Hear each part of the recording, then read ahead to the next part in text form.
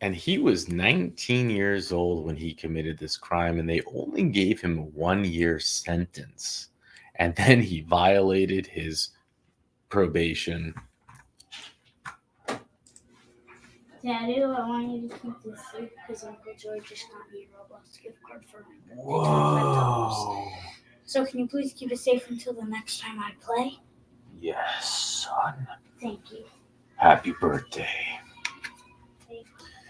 It's my oldest birthday today. And that's actually who the channel is named after. Mandoo. That was the nickname that I gave him. Mandoo. And then that's what I ended up calling the channel, actually. And then here we are. But that was a blooper that I'll keep to share with you all because I guess that's what bloopers are for. And with that,